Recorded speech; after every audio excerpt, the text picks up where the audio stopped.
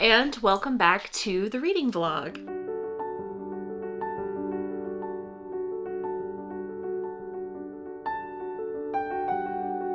Bailey is not impressed. It's Thursday morning and it's time to start the reading vlog, and here's the plan for the reading vlog this weekend. I have a lot of stuff going on as usual. I always just seem to have a ton of stuff going on. Tonight we have to go to a family party. Tomorrow is game night, and I feel like something is happening on Saturday, but I just don't remember what. I have a couple of arcs that I would like to get through, and I have a ton of library books. I have like 10 books from the library right now. The ebooks I returned. I put my Kindle on airplane mode and returned the ebooks, but now I have like 5 audiobooks that I have to get through. One of them I already returned just because I just didn't think that I was going to finish it. I just had no interest in reading it right now. And so the other ones. And then also I'm in the middle of reading Helm of Midnight. So here's the plan. I am about halfway through A Fate Inked in Blood by Danielle Jensen. This is an arc that I've been working on. I started it at the beginning of the week, and I'm really hoping to be able to finish that one. I am really enjoying it. If you like fantasy romance, this is a great fantasy romance. Danielle Jensen really does a good job with the fantasy romance genre. I will say I feel like there are they're not plot holes, but just some things just feel too convenient. But I am enjoying it. If you are someone who likes fantasy romance, I think that you'll like this one. Especially if you like Danielle Jensen's other books. So I'm really hoping to finish that one. I am enjoying it, and I would like very much to finish it. I am about halfway through The Helm of Midnight. And I think that because I have so many library books, I think I'm going to have to pause on that one and do some of the other audiobooks that I have. The one that is due the soonest is Eragon by Christopher Paolini. I requested that months ago. This is true for all of the books that I've requested on Libby. I requested them a couple months ago, and it was like, great, you got like 6 months to wait. And I was like, okay, cool. They've all come in at one time. So I'm working on Eragon. I'm about 10% of the way through. Actually, let me look. Yeah, I'm 10%. 10% exactly. I'm enjoying it. I will say though, something that I really hate about high fantasy, and this is the second or third book that I've read, especially older ones like this. I think this was written in 2003. And I understand that he was 15 when he wrote this book, but I really just don't like it when fantasy books choose to describe an NPC type character as the fat man, and then continue to refer to them as the fat man. We're 10% in, and that has happened once, and it just rubs me the wrong way. I just feel like I understand they're an NPC character, you're kind of describing them based off their looks, they're not really going to come back around, but at the same time, I just don't like it. I just don't like it. So that, when I heard that, I was like, God, it immediately took me out of the book. It just, anyways, but the story has developed, and I'm glad that we've moved past the initial beginning point, because I was like, this is boring. But 10%, and I'm like, okay, I can understand why this is so beloved. And I also understand that this is a young adult, middle grade type book. Maybe not middle grade because it is pretty long, but it is a young adult style. So I'm trying to give it some grace. So I'm working on Eragon. I also have from the library, I have We Hunt the Flame, which I already have read, but I don't really remember a whole lot of it, so I wanted to do a co-read on that one because I would like to finish the duology. I have Mostly Dead Things by Kristen Arnett, which is supposed to be a weird girl book. And then I have Throne of the Fallen by Carrie Maniscalco, which just came out. And so yeah, I have a lot of reading to do. Oh, and also The Assassin's Blade by Sarah J. Maas. So I have all of those audiobooks, plus The Helm of Midnight, plus once I finish A Fate Inked in Blood, I need to get through An Education in Malice, which is another arc from ST Gibson. I have a ton of options as far as what to read, and I'm feeling overwhelmed by the choice. I have no idea what I'm going to read when I finish A Fate Inked in Blood and when I finish either The Helm of Midnight or Eragon. But it'll be one of those options, and we will find out together.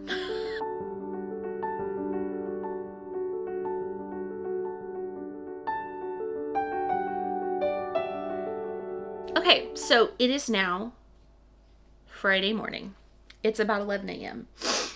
I haven't been able to read any more of Eragon or The Helm of Midnight because I spent all day yesterday finishing A Fate Inked in Blood. So here's what I think. I think that it was good. I really liked the tension build up in the romance in this one. What I am discovering that I am like really starting to not like is, so we have these like super fast paced fantasy romances. They're only about 350 to 400 pages, right? Most of the plot of this story is the romance that's developing between Freya and Bjorn, the two main characters, right? And what I'm really discovering that I don't like is that, it's this like shorter book, and the passage of time in the book is not super clear to me. So to me, like when I'm reading this, it just feels like a couple of days, whereas when in reality, the author probably meant for it to be several months. But in this one in particular, it just felt like everything sort of happened over the span of a few days or a couple of weeks. And by about 70% of the way through the book, the two characters are like professing their undying love for each other. And like, okay, wanting to sleep with someone, I understand. Okay, feeling attracted to someone, I understand. And I can absolutely get behind that kind of thing. But what I can't get behind is a book that feels like it happened over a couple of days or a couple of weeks, and then the characters are saying, I love you. I don't like that. It immediately, I'm like, when that happened in the book, I was like, God, great, ruins it. Because like it's just not that any of this book is realistic, because we're talking about people who have magical powers, but like it just doesn't feel realistic. Like it just doesn't feel like something that would happen, and it really takes me out of it. It really kind of like ruins everything for me. And so I like, the book was fine and I enjoyed it and it was a good time, but I don't like that. And the other thing, I don't like how like things felt convenient at times. It felt almost plot hole-ish, but there like wasn't actual plot holes, I don't think. Or if there were, I wasn't really like looking at them or like noticing them. Anyway, so like that's why like to me fantasy romance is a really hard genre, because it's one thing for it to be like a romance where they're like, you're hot, I'm hot, let's be hot together, we have magical powers. And then it's another thing where it's like you're trying to like develop a relationship. So like it's 70% of the way through the book and this man is like,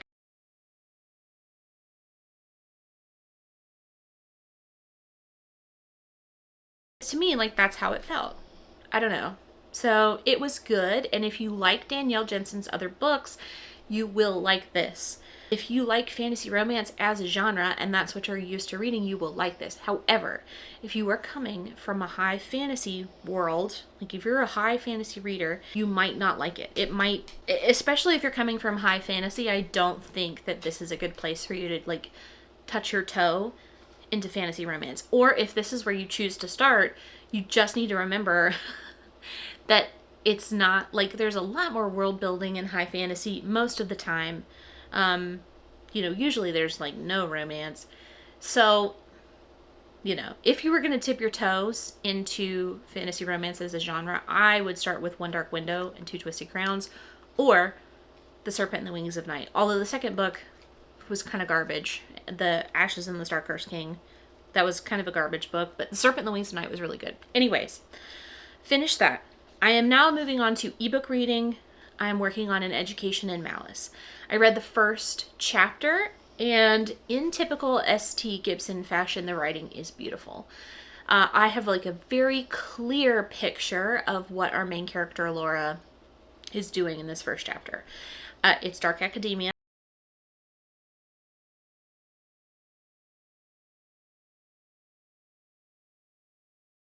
Episcopal college in Massachusetts. Every dark academia book is like Boston, Massachusetts, New England, which I get it. Like that's where Harvard is. And but anyways, like the description of the characters and the description of Laura meeting what I assume is going to be like the catalyst for whatever is going to happen, Camilla. It's stunning. ST Gibson is a stunning writer.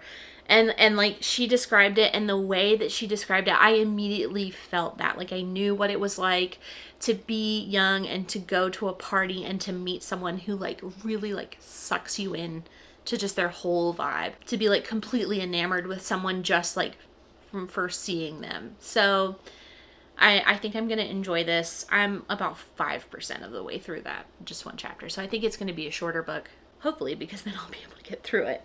Anyway, so I'm still working on Eragon, still working on potentially the Helm of Midnight, but we'll have to see. I've got game night tonight with my friends.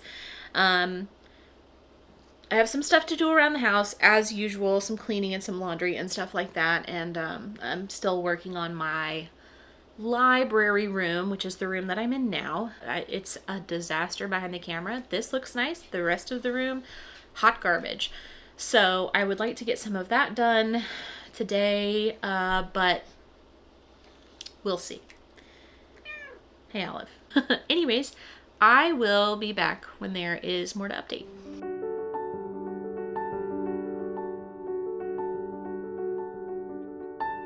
Here is the update on the reading vlog. It is Sunday morning, afternoon-ish.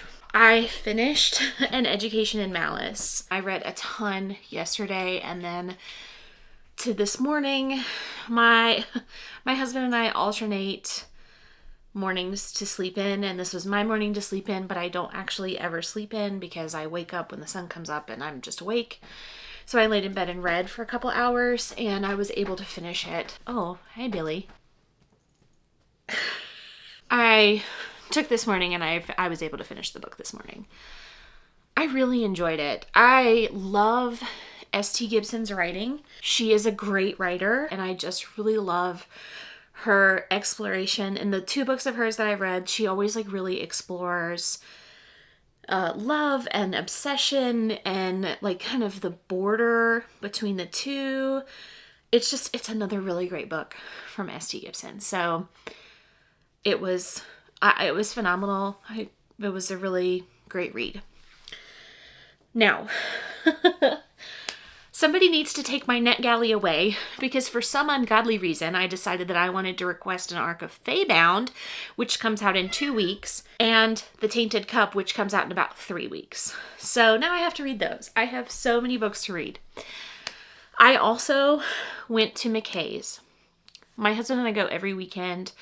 I love going to McKay's. I love getting my books secondhand. I think I've talked about this a couple times. I just feel like a secondhand book has a great story, and they're less expensive. Let me show you what I got, because I hit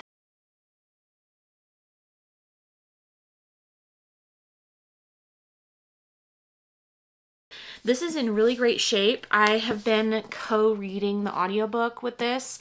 I'm about 60% of the way through. For being a book that came out in 2003, this is in really good shape. I think I paid $9 for this. I almost bought a copy of The Bone Season by Samantha Shannon at the hardcover Barnes & Noble sale. I almost paid $20 for this. I got it for $5.50 at McKay's. It's in really good shape. It's brand new. Probably hasn't even been read. I got a copy of Royal Assassin by Robin Hobb, thinking that this is the first book in the series, but it's the second. So I'll get the first book eventually. This was $4. Again, I don't think this has been read. And this book, these have excellent flop. Okay. I found another signed copy of An Ember in the Ashes. This is not a first edition, because this is the redesigned cover. But this is signed. I'm probably going to list my first edition that I have that's signed on my Pango for sale, because I like these covers better. I found, that was $12. I found a brand new copy of The Near Witch by B.E. Schwab. This, best I can tell, like hasn't been read. It's in perfect condition. This was $6. This one was a pretty cool find. I found a copy of Furyborn. This is a hardback first edition, and what I think is so interesting about this is that it's signed, but not only is it signed, it's personalized. So whoever book this was went to a book signing where this author was, and got this book signed. And then they sold it to McKay's, and now I have it, and it was $9. Now, the two coolest books that I found. The Fairy Loot edition of An Undertaking of Heart and Mercy. Does this have not a reversible dust jacket? It is signed. I have been wanting to read this book because I just know I'm going to love it, and now I have the Fairy Loot edition. And I found the Bookish Box Flux edition of A Broken Blade by Melissa Blair. And this is also signed. And the dust jacket has reversible artwork. The naked hardcover is beautiful. I found this for $5. And the Fairy Loot edition was also of An Undertaking of Heart and Mercy was also $5. I paid $5 for this, and they're going online for hundreds.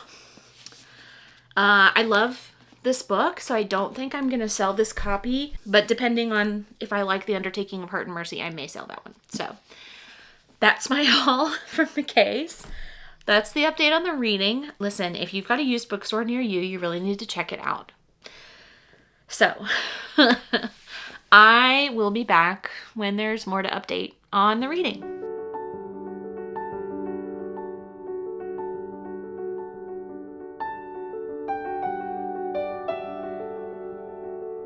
We're back.